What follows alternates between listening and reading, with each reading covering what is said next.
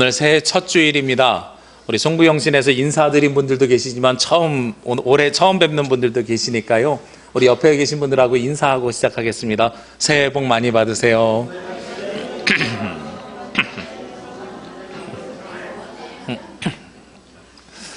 네, 올 한 해 우리 제주 남부교회가 한 해를 시작하면서 피아노 뒤에 보이는 것처럼 올해 표를 화해 성령이여 하나 되게 하소서 하는 표로 정했습니다.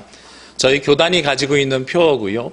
그리고 지금 시국이랑 사회상이랑 너무 잘 맞아서 저희 교회에서 동일한 말씀으로 올 한 해를 이어가려고 합니다. 이 화해라는 단어가 나오려고 하면 전제가 하나 있어요. 화해는 무엇이 있어야 화해가 이루어질 수 있지요? 싸움이나 다툼이 있어야 화해가 나올 수가 있습니다. 그리고 이것이 싸움이나 다툼이라고 할 수 있지만 조금 고상한 표현으로 사용하게 되면 갈등의 관계 속에서 나오는 것이 화해입니다. 현재 사회가 꽤 많은 갈등의 요소들을 가지고 있고, 그리고 교회가 그러한 역할들을 감당했으면 좋겠다 해서 화해의 성령이여 하나 되게 하소서 하는 말씀을 가지고 왔습니다. 사회가 어떤 갈등의 요소들을 가지고 있는가 잘 알지요. 남자와 여자의 갈등과, 그리고 세대 간의 갈등과, 그리고 돈이 많고 적음의 갈등, 그리고 남과 북의 갈등, 좌와 우의 갈등, 여당과 야당의 갈등, 수없이 많은 갈등들이 지금 사회 속에서 존재하고 있습니다. 아마도 이 갈등이 올해 치유가 되는 것보다 더 가속화될 가능성이 높습니다. 왜냐하면 4월 달에 국회의원 선거가 있어서요. 참 재밌게도 정치인들이 내가 얼마나 뛰어났는지를 강조하면서 국회의원이 되는 게 아니라 상대방이 얼마나 못났는지를 강조하면서 상대방의 표를 내 표로 가지고 오려고 한단 말이죠. 그러니까 갈등은 더욱더 심화될 수밖에 없는 상황 속에서 젖어들고 있습니다. 우리가 어떤 것들을 갈등이라고 하는가? 지난 10월 달에 우리 교회에서 제주노회 가을 정기회가 있었는데요. 그때 노회장이었던 김대현 목사가 아침에 영상을 가지고 와서 하나 띄워달라고 하는 거예요. 봤더니 그 영상이 굉장히 갈등을 잘 표현하고 있어서 제가 다시 한번 띄워드립니다. 어떤 것들을 갈등이라고 하냐면 바로 이러한 내용을 갈등이라 그래요. 갈등이라는 한자가 어떻게 쓰여져 있냐면 칡갈자에 등나무 등자입니다. 근데 이 칡과 등나무가 참 재미있는 성격으로 오르는 거예요. 그래서 칡과 등나무가 서로 뒤엉켜서 나무를 타고 오르게 됩니다. 그래서 칡나무는 오른쪽으로 돌면서 등나무는 왼쪽으로 돌면서 나무를 타고 오르게 되어져 있지요. 이게 갈등입니다. 이 사진은 어디서 찍은 사진이냐면 저지리에 가면 환상숲이라고 있습니다. 네, 저지오름이 있는데 그 저지리에 가면 환상숲이 있고요. 그 환상숲에 갈등의 길이라는 곳에 그 해설사가 이렇게 표현을 해놨어요. 그리고 저지리에 가면 이런 나무가 있습니다. 그 갈등의 나무에 이런 나무가 있는데 여기서 잘 보면 오른쪽으로 감아서 올라가는 게 무슨 나무라고요? 칡. 그 다음에 왼쪽으로 감아서 올라가는 것이 등나무. 두 개가 서로 얽혀서 X자로 올라갑니다. 그러면 누가 이길까요? 위에 있는 게 이깁니다. 칡나무가 먼저 올라가면 등나무가 그 위를 감싸면서 칡나무를 죽여버리게 돼요. 그러면 거기서 게임이 끝나는 게 아니라 밑에 싹으로 있던 칡나무가 다시 오른쪽으로 감아 올라가면서 누구를 눌러요? 먼저 있던 등나무를 또 누릅니다. 그럼 등나무가 죽으면서 또 다시 누가 떠오릅니까? 등나무가 다시 또 왼쪽으로 감아 올라가면서 칡나무를 또 죽입니다. 이게 끊임없이 반복되는 것이 바로 갈등인 거예요. 그러니까 갈등은 서로가 서로를 끊임없이 공격하면서 이루어지는 것이 갈등이고, 내가 살기 위해서 상대방을 끊임없이 죽이는 것이 바로 갈등입니다. 누구를 죽입니까? 상대방을 죽이죠. 오늘 예배 전에 좀 일찍 오신 분들은 함께 찬양해서 알 수 있었지만 이제는 내가 없고 내 안에 누구만요? 오직 그리스도만이라는 찬양의 고백을 우리가 드렸습니다. 이제는 내가 없다라고 이야기하고 내 안에 그리스도만 있는 것이 누구의 삶이냐면 그리스도인의 삶인 거예요. 그런데 이 칡나무와 등나무의 갈등 관계는요, 내 안에 누가 높이 있을 때 가능한 일입니까? 이제는 내가 없는 것이 아니라 나만이 최고고 나만이 가지고 있는 생각이야. 내가 오라 할 때. 그래서 나는 맞고 너는 틀렸어 라는 생각을 가지고 있을 때 이루어지는 것이 바로 갈등의 모습이라는 거예요. 그러니까 우리 아이들 보십시오. 아이들 가지고 있는 특징이 있지요. 아이들이랑 갈등이 언제 일어나게 됩니까? 생각의 차이가 있을 때 일어나게 되거든요. 그런데 생각의 차이가 그냥 서로 다름을 인정하는 것이면 괜찮은데 상대방이 틀렸다고 생각하는 순간에 갈등이 증폭됩니다. 그리고 상대방이 틀렸다고 생각하면 어떻게 해야 돼요? 상대방을 고쳐야 되는 거죠. 저 사람 틀렸어. 저 사람 잘못했어. 저 사람 바뀌어야 돼. 고쳐야 되는 겁니다. 근데 고쳐지지 않으니까 어떻게 해요? 힘으로 눌러버려. 그러면 그게 무엇이 시작되는 거예요? 갈등이 시작이 되는 거죠. 그래서 이 갈등을 이야기하다 보면 꼭 무엇이 필수적으로 따라오게 되냐면 누군가가 책임 소재가 따라오게 됩니다.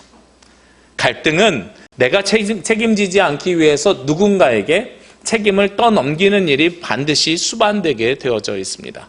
그래서 상대방이 책임지고 칡나무가 등나무를 책임지고 없애버리고 등나무가 칡나무를 책임지고 없애버리는 것처럼 책임지는 사람이 하나가 사라져야 되는 거예요. 오늘 성경에서도요, 갈등이 일어났습니다. 요엘 선지자가 활동하던 시기에 이스라엘이 가지고 있는 커다란 문제가 있었어요. 어떤 문제가 있었냐면 당시 메뚜기 떼가 이스라엘을 습격하였습니다. 우리나라에는요, 메뚜기 떼가 습격하는 일이 별로 없어서 잘 모르지만 출애굽 시절에 10개의 재앙 중에 하나로 나올 만큼 메뚜기 떼는 커다란 재앙이었습니다. 메뚜기 떼가 습격을 하고 나면 저도 세상에 이런 일이 이런 TV를 보면서 가끔 보다 보면은요, 집안에 무슨 양념통까지 다 메뚜기들이 다 먹고선 간대요. 이렇게 쫙 새카맣게 가면서 이삭 하나 남지 않고 다 먹는다는 거예요. 그러니까 메뚜기 떼가 한번 훑고 지나가면 무슨 위기가 오냐면 식량의 위기가 오고 식량의 위기는 곧 경제적인 위기로 오게 됩니다.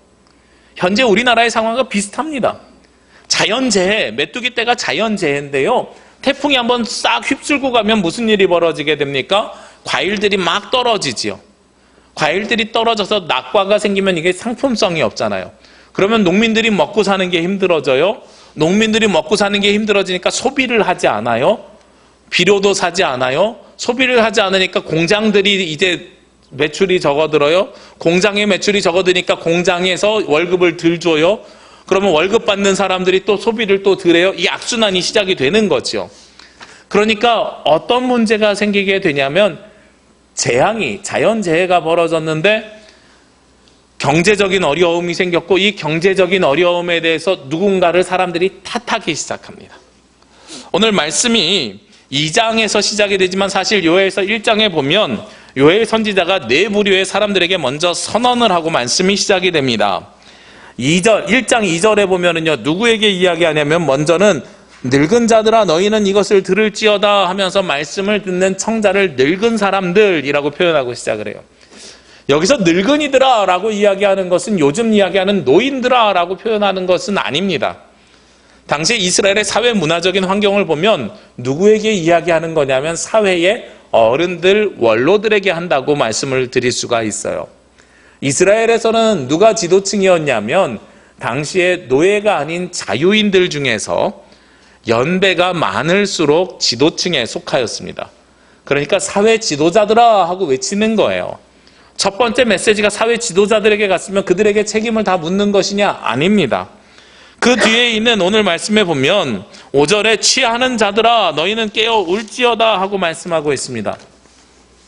처음에는 늙은이들아 하고 외쳤지만 두 번째는 취하는 자들이에요. 어떤 분들은 이 취하는 자들을 술에 취해 있는 사람들의 한정에서 생각을 하는데요. 저는 그렇게 생각하지 않습니다. 여기서 취하는 사람들은 술에 취해 있는 사람들을 한정해서 이야기하는 것이 아니라 그 뒤에 있는 말씀들을 보면 물건을 구매하는 자들입니다.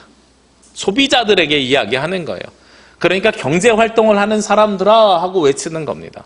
지도자들과 경제활동을 하는 사람들에게 두 번째로 이야기하고 세 번째는 누구에게 이야기하냐면 그 밑에 11절 말씀에 보면 농부들아 너희는 부끄러워할지어다. 이번에는 생산하는 생산자들에게 이야기합니다.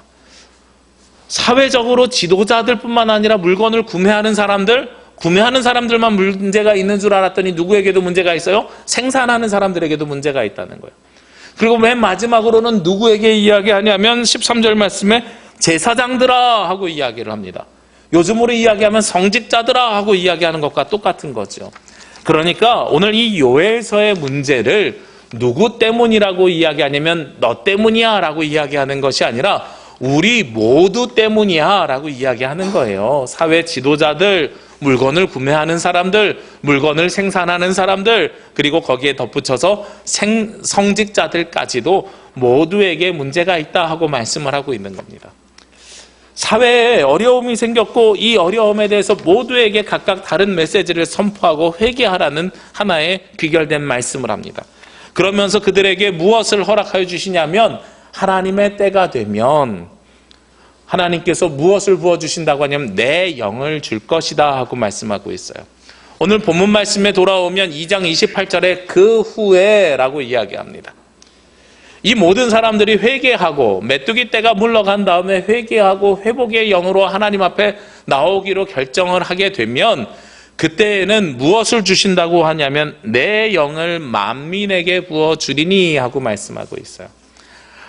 하나님의 영을 모든 사람에게 부어준다는 거예요. 만민, all people이라 그래요. 제가 이 말씀을 보면서 깜짝 놀랐어요. 저는 사실 오늘 이 말씀 굉장히 유명한 말씀입니다. 이 뒤에 있는 너희 자녀들은 장래일을 말할 것이며 너희 늙은이들은 꿈을 꿀 것이며 너희 젊은이들은 환상을 볼 것이다. 굉장히 유명한 말씀이에요. 우리가 찬양으로도 알잖아요. 마지막 날에 내가 나의 영으로 자녀들이 예언할 것이요, 노인들이 환상을 보며, 이 찬양이 있잖아요. 근데 이게 유명해진 이유가 있어요. 어디서 유명해졌냐면 사도행전 2장에 보면 베드로가 설교할 때 이 요엘서의 말씀을 인용해서 하기 때문에 유명해졌거든요.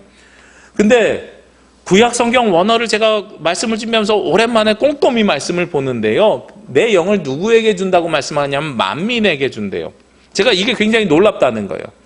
왜냐하면 구약 성경은 철저하게 누구를 예시를 통해서 하나님의 은혜를 보여주셨냐면 이스라엘 백성을 통해서 하나님의 은혜를 보여주셨습니다.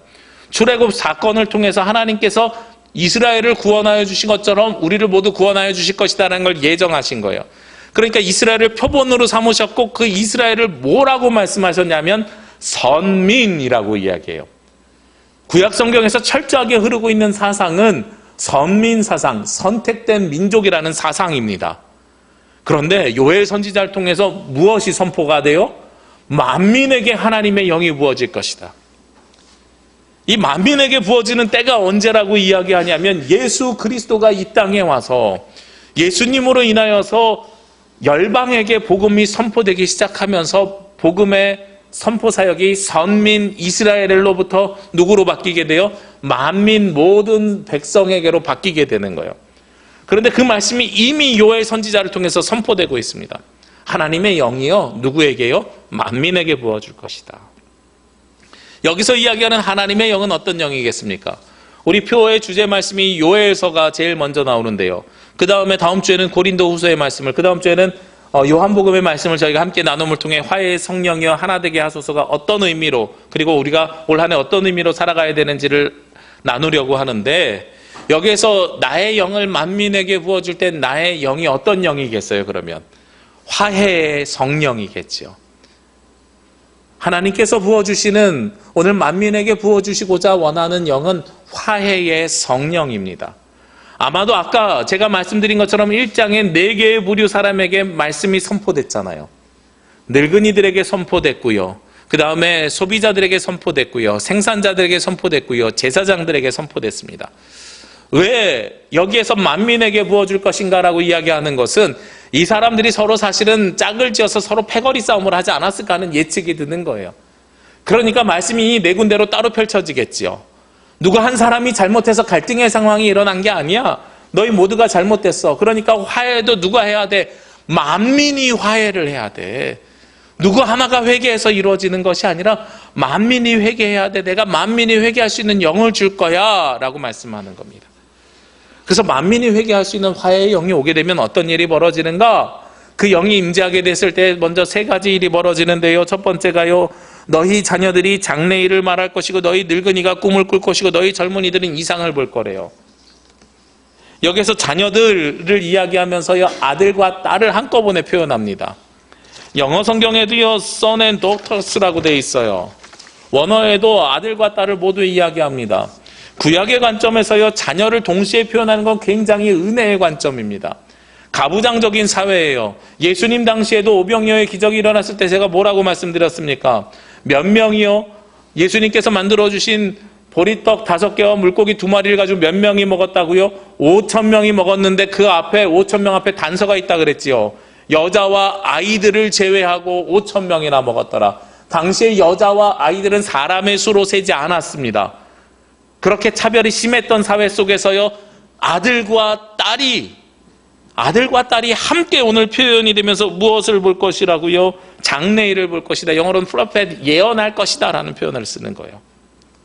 그리고 나서 두 번째는 누가요? 늙은이가 누구라 그랬습니까? 요즘처럼 노인들, 우리가 사회에서 소외되신 분들 이렇게 이야기하는 게 늙은이가 아니라 그랬죠.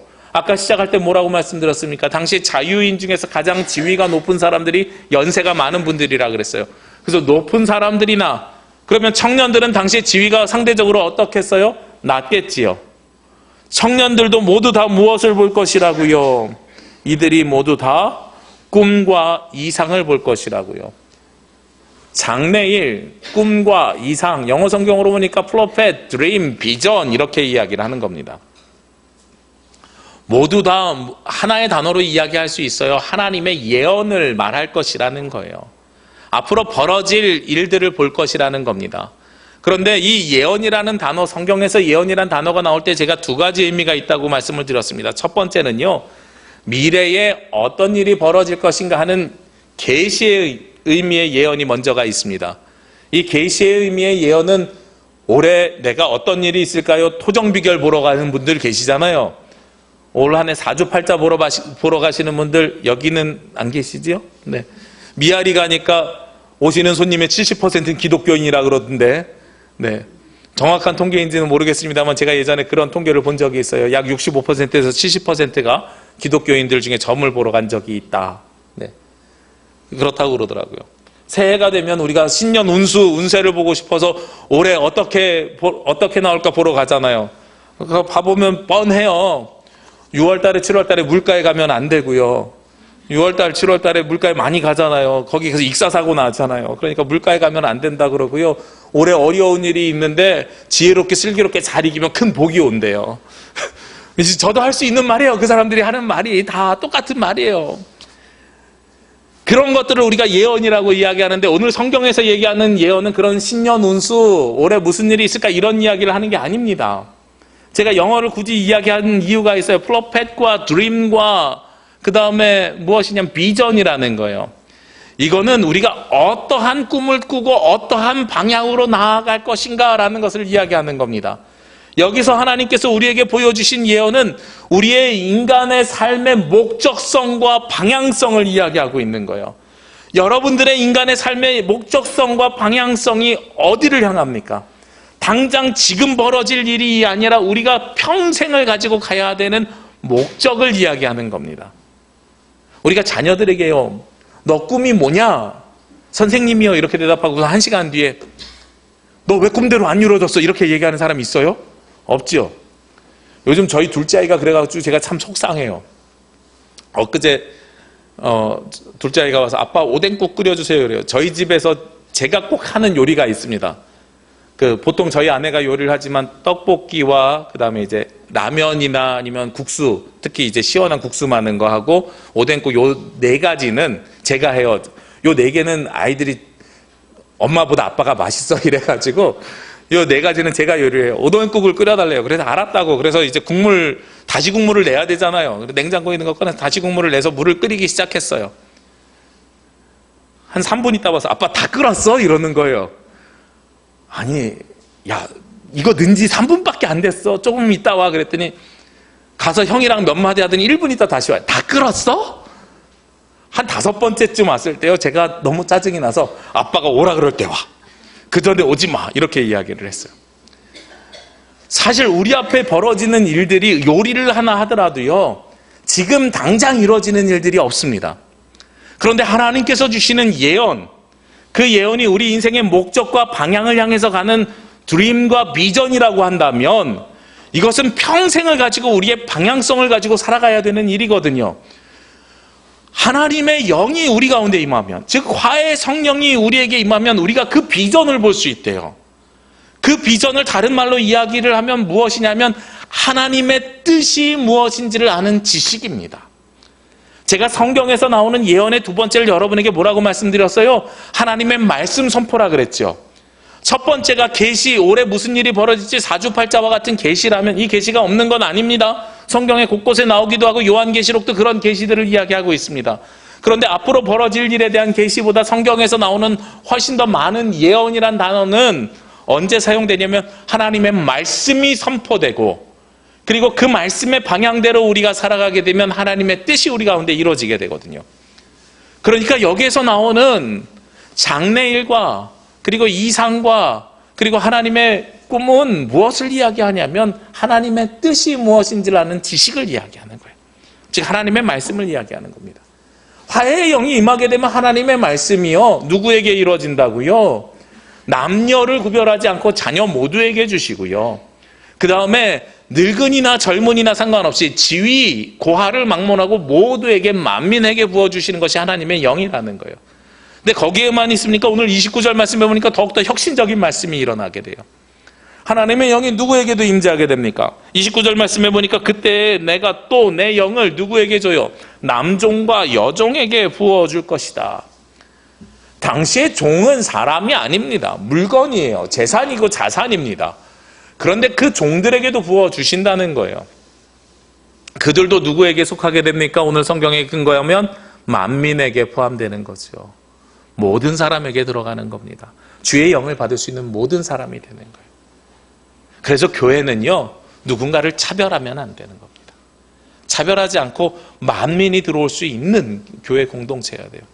제가 이 말씀을 준비하면서 또 좋은 단어는 나쁜 사람들이 갖다가 써버렸더라고요. 얼마 전에 성폭력으로 16년형을 받은 만민중앙교회 이재록이라는 사람이 있는데, 제가 그런 사람들한테 목사라는 칭호를 붙이지 않습니다. 이재록 씨가 있는데 그 사람이 교회 이름을 만민이라는 단어를 갖다 썼어요. 제가 말씀드리잖아요. 하나님의 교회, 이 얼마나 은혜로운 교회 이름입니까? 근데 이걸 2단에서 갖다 쓰고요. 새하늘과 새 땅 한자로 신천지 2단에서 갖다 쓰고 있어요. 여호와의 증인, 하나님의 증인인데 이거 굉장히 좋은 단어인데 이것도 2단에서 갖다 쓰고 있고요. 만민중앙성결교회, 이상한 교회에서 만민이라도 굉장히 좋은 단어를 또 갖다 쓰고 있어요.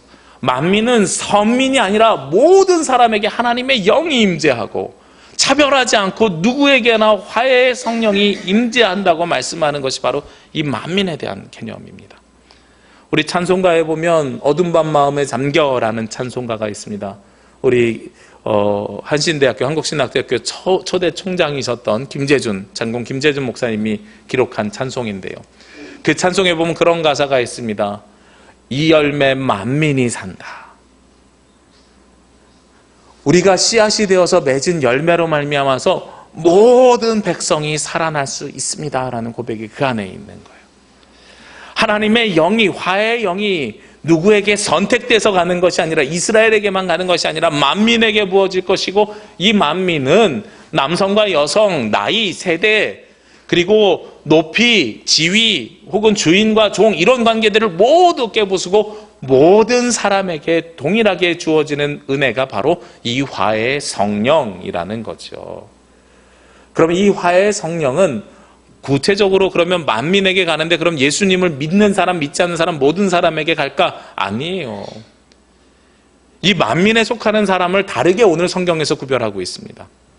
만민에게 속하는 사람을 어떻게 구별하냐면 오늘 32절 말씀에 보니까요, 누구든지 여호와의 이름을 부르는 자는 구원을 얻으리니 하면서 첫 번째, 이 만민에 속하는 사람이 여호와의 이름을 부르는 사람입니다.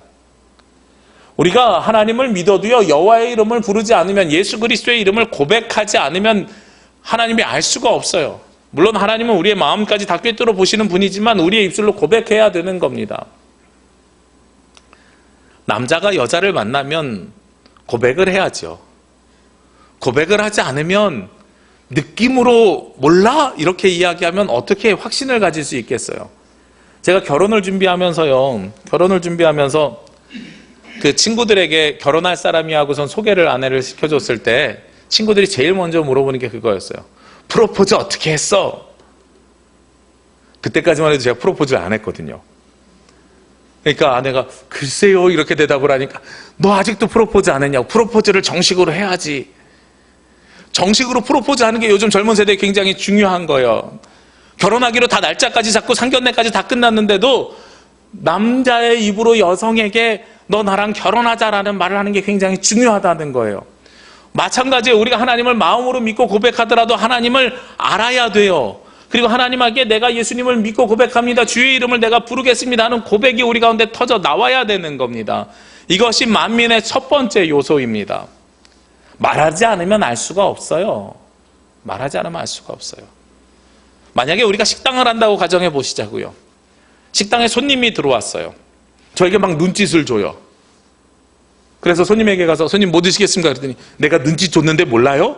이렇게 물어보면 우리가 너무나도 황당하고 당황하는 거죠. 자기 입으로 무슨 메뉴를 주문하는지 얘기해야 우리가 알죠. 그렇죠? 얼마 전에 토요일에 가족끼리 오랜만에 짜장면 먹자고 중국 요리 먹자고 여기 그 북경 새로 리모델링 한 다음에 간 적이 있거든요. 갔더니 저는 중국집에 가면 꼭 뭘 먹냐면 짜장면과 탕수육을 먹습니다. 다른 메뉴를 잘 먹지 않습니다. 보통 사람들이 그런 이야기를 해요. 짜장면과 짬뽕 인생에 가장 결정하기 어려운 겁니다. 이런데 저는 고민 없이 짜장면을 먹습니다. 왜냐하면 제가 예전에 한 15년 전인가요? 일식집 가서 겉절이를 먹다 그 안에 있는 굴을 저도 모르게 먹었는데 그 다음에 아팠어요. 그래서 그날만 음식이 안 좋은 줄 알았더니 그 다음부터 굴을 먹으면 제가 아파요. 어제도 여신도에 신년하려 있어서 대륜교회에 갔는데 제주도에서 저랑 제일 친한 목사님이 대륜교회 김대원 목사님이거든요. 대학교 1학년 때부터 25년째 만나서 우리가 친구로 지내고 있는데 하필 어제 떡국을 준비했는데 굴떡국을 준비하셨어요.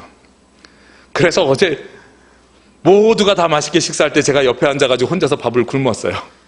그랬더니 미안했는지 끝나고 나오면서 이제 쫓아나오면서 햄버거를 사다가 저에게 주더라고요.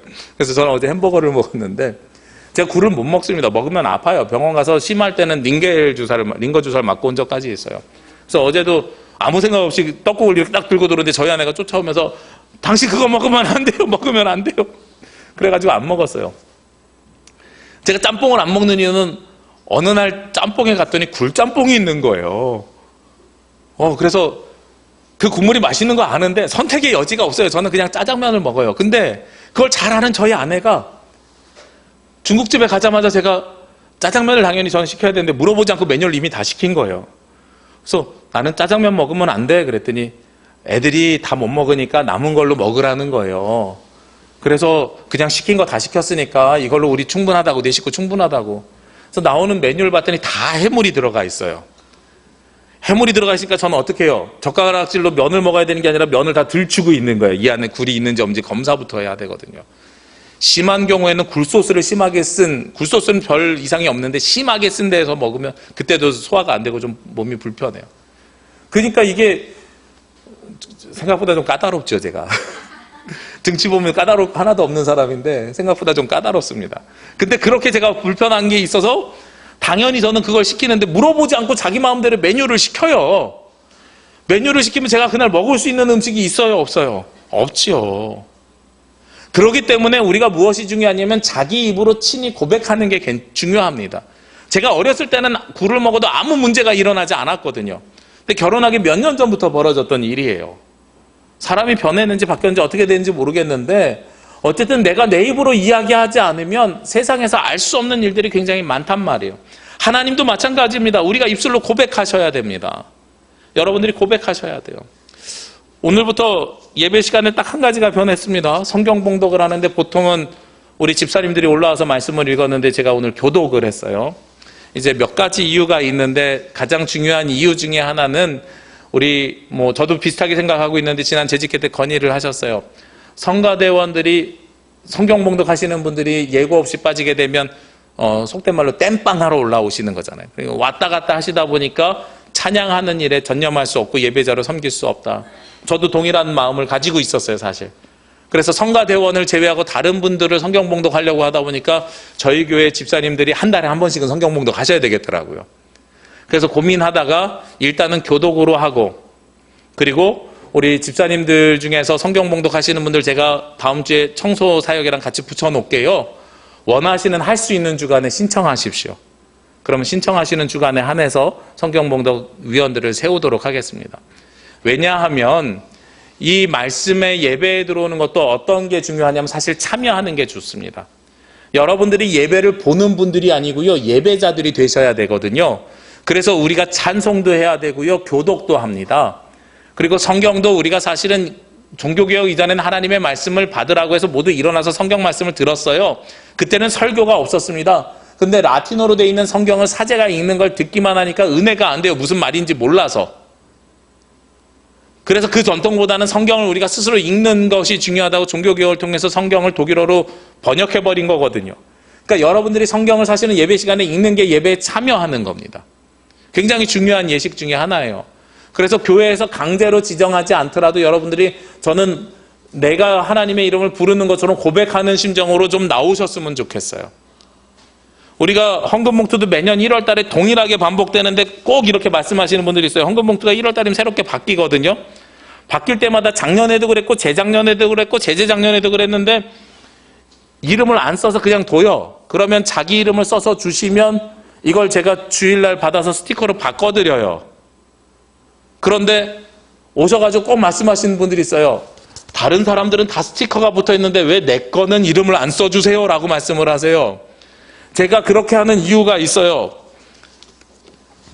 처음에 제가 부임했던 첫 해에 이름을 다 써서 봉투를 다 꽂아드렸더니요, 헌금을 안 하시는 분에게 헌금을 교회에서 강요하는 걸로 착각해서 말씀하시는 분들이 있으시단 말이에요. 그래서 어떻게 하기로 제가 마음을 바꿨냐면 자발성을 확인한 후에 그분들의 것들을 만들어드리는 게 맞겠다라는 거예요. 서로 가지고 있는 생각이 다르잖아요. 제가 그래서 오늘 생각을 맞춰가는 겁니다. 여러분들이랑. 화해하고 싶어서 갈등을 화해하고 싶어서 생각을 맞춰가는 거예요. 그러니까 여러분들이 내가 할 의사가 있다는 걸 표시를 해주시면 제가 거기에 대해서 서비스를 해드리겠다는 겁니다. 왜 알아서 안 해줍니까? 라고 말씀을 하지 마시고요. 주의 이름을 오늘 성경에서도 첫 번째로 어떤 사람에게 만민에게 그 영이 부어진다 그랬어요? 부르는 자들이라는 거예요. 자발성이 첫 번째 의미입니다. 두 번째는 어떤 사람들에게 성경의 그 의미를 만민에게 그 영을 부어주십니까? 32절 말씀해 보니까 주의 이름을 부르는 자는 구원을 얻을 것이고, 두 번째는 이는 나 여호와의 말대로 시온산과 예루살렘에서 피할 자가 있을 것이며, 시온산은 실존하는 산이 아닙니다. 요즘으로 이야기하면 유토피아와 같은 하나님의 나라를 이야기하는 거예요. 누구의 말씀대로 시온산 예루살렘으로 가는 사람들이요? 하나님의 말씀대로요. 첫 번째가 하나님의 이름을 부르는 사람이라면 두 번째는 그 말씀대로 살아가는 사람들입니다. 그들에게 화해의 영이 임재하게 되는 거예요. 그러니까 여러분들에게 부탁드리는데요, 여러분들이 자발성으로 처음에 나오고 그 다음에 행동하셔야 되는 겁니다. 신앙은 행동으로 귀결되게 되는 거죠. 마지막으로 세 번째, 어떤 사람에게 부르게 되는가? 그리고 나서요, 32절에 남은 자 중에 나 여호와의 부름을 받을 자가 있을 것이다. 첫 번째, 두 번째는 적극적으로 하나님의 이름을 부르고 그 말씀대로 사는 사람이고, 세 번째는 남은 자 중에 하나님으로부터 부름받은 사람이 있을 거라는 거예요. 그러면 우리가 여기서 이런 얘기해요. 목사님, 저 하나님으로부터 부름받은 사람이니까 알아서 해주십시오. 이렇게 이야기할 수 있어요. 이 하나님으로부터 부름받은 사람은 내 의사와 관계없이 하나님께서 붙잡고선 끝까지 붙잡아 가시는 사람들이거든요. 우리의 자녀들 가운데 이 세상에서 방황하고 있을지라도 그들이 저는 반드시 돌아올 거라고 믿는데, 왜냐하면 하나님께서 그들을 부르셨기 때문에 그들을 반드시 언제든 돌아올 것입니다. 그런데 이 앞에 단서가 있어요. 하나님의 부름을 받은 사람들이 어떤 사람들이라고요? 남은 자라고요. 이게 굉장히 무서운 말씀이에요. 여러분들이 하나님으로부터 부름받아서 알아서 하나님께서 나를 구원해 주겠지라고 생각을 하지만 이 앞에 단서를 놓치시면 안 돼요. 남은 자예요. 남은 자들 중에서 하나님의 부름받은 사람을 하나님께서 붙들어 주실 거라는 겁니다. 이 남은 자가 어떤 자들인지 아십니까? 이스라엘이요, 바빌론에 그리고 페르시아에 포로를 당하게 됩니다. 아시리아에 포로를 당하게 되고요. 북이스라엘은, 남유다는 바빌론에 포로를 당하고 나중에 페르시아에 식민 통치를 당하게 됩니다. 식민지 고난에서도 하나님을 믿고 견딘 사람들을 남은 자라고 하는 거예요. 그러니까 여러분들이 남은 자가 되기 위해서는 그 앞에 필연적으로 뭐가 와야 돼요? 우리가 견딜 수 없는 고난과 고통을 견디고선도 남은 사람들, 이들이 남은 자들이에요. 그러니까 여러분들이 남은 자가 되기를 원하시면 남은 자가 되십시오. 근데 저는 개인적으로 목회자로서 여러분들이 그 고난의 길을 안 가셨으면 좋겠어요. 먼저 하나님의 이름을 부르고 그 말씀대로 살아가는 사람들이셨으면 좋겠어요. 남은 자들이 어떤 사람들이냐, 제가 신학교 다니면서 아주 깊게 목격한 사람들이 있어요.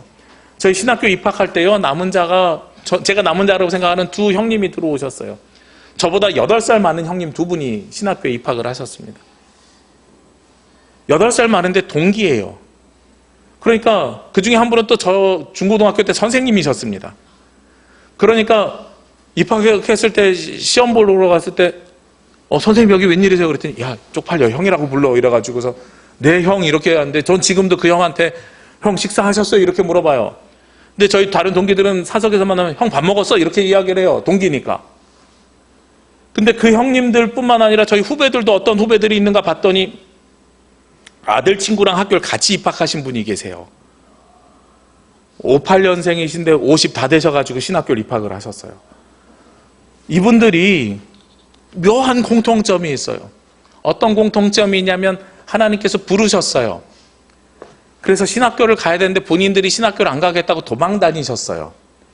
우리 소위 말하는 하나님으로부터 매 맞고 돌아오신 분들이에요. 아무리 성적이 좋게 나와도 그 어느 학교도 입학을 못해요. 희한해요. 그러다가 더 이상 갈 수 있는 곳이 없어서 다 포기하고 이곳으로 돌아와서 지금 목회 두 분 다 굉장히 잘하세요. 이게 바로 남은 자예요. 하나님께서 놓치지 않는 분은요, 세상에서 끊임없이 많은 고난과 고통을 견디고 이겨내신 분들이라는 거예요.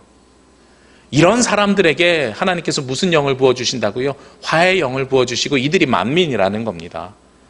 남자, 여자, 이스라엘 사람 아닌 사람들, 지위가 높고 낮음, 나이가 있고 없고 이런 것들이 만민의 기준이 아니라 하나님의 이름을 부르는 사람들, 하나님의 말씀대로 사는 사람들, 그리고 남은 자 중에 하나님으로부터 붙들림 받은 사람들, 이들에게 화해의 영을 주님께서 부어주신다고 말씀하고 있어요. 올 한 해 시작하면서요, 여러분들은 어떤 사람이 되셔야 되겠습니까? 화해의 영을 받은 사람들이 되셔야 될 줄로 믿습니다. 그를 위해서요, 첫 번째, 여호와의 이름을 먼저 부르십시오. 신앙생활은 철저하게 자발적이어야 됩니다. 스스로 하셔야 됩니다. 자신의 이름을 스스로 기재하셔야 됩니다. 이게 여호와의 이름을 부르는 겁니다. 두 번째로 말씀대로 살아가십시오. 그 말씀대로 살아가는 것이, 하나님의 말씀대로 살아가는 것이 화해의 영을 받는 사람들의 모습입니다. 근데 이 두 가지 못했다고 해서 실망하지 마십시오. 두 가지 못하면 고난이 있을 건데요, 그럼에도 불구하고 하나님께서 여러분들을 남은 자로 붙잡아 주십니다. 하나님께서 여러분들을 남은 자로 붙잡아 주시고, 여기 계신 분들은 남은 자들이 아니에요. 주님 앞에 이름을 부르기 말씀대로 나오셨으니까요. 사실 이런 말씀을 들을 때 가장 속상해지는 분들이 계시지요. 지금 집에서 아직도 눈 붙이고 잠자고 있으며 뒹굴뒹굴하고 있는 우리 자녀들 걱정하시는 분들 계시잖아요. 걱정하지 마십시오. 그들이 남은 자들입니다. 물론 우리가 안 겪었으면 하는 고난 겪겠지만 그들이 그럼에도 불구하고 하나님으로부터 붙들림 받은 사람으로 분명히 구원함이 임할 것입니다. 여기 계신 분들 여호와의 이름을 부르시고 말씀대로 사시고 남은 자가 되어서 주님으로부터 붙들림 받은 사람이 되시길 원합니다. 그곳에 화해의 영이 임재하고 그곳에 하나님께서 동행해 주십니다. 올 한 해 화해의 영을 받아서 주님의 말씀대로 하나 되는 삶을 살아가는 저와 여러분이 되시기를 주의 이름으로 기도합니다. 기도드리겠습니다. 거룩하시고 은혜로우신 아버지 하나님, 이 시간 주님 앞에 기도와 간구하며 주님의 이름을 부릅니다. 주님의 뜻을 분별하기 위해 주님 앞에 나와 고백합니다. 하늘 아버지의 기쁨과 감사가 차고 넘치게 하여 주옵시고 주의 영으로 동행하여 주옵소서. 화해의 영이 임재하는 만민이 되기를 원합니다. 우리의 입술을 통해 주를 부르게 하시고 주님의 말씀에 따라 살게 하시고 남은 자들에게 부어주시는 주님의 부름에 따라서 주님으로부터 붙들림 받은 하나님 나라 자녀 되게 하여 주옵소서. 이 모든 말씀 예수 그리스도의 이름으로 기도합니다. 아멘.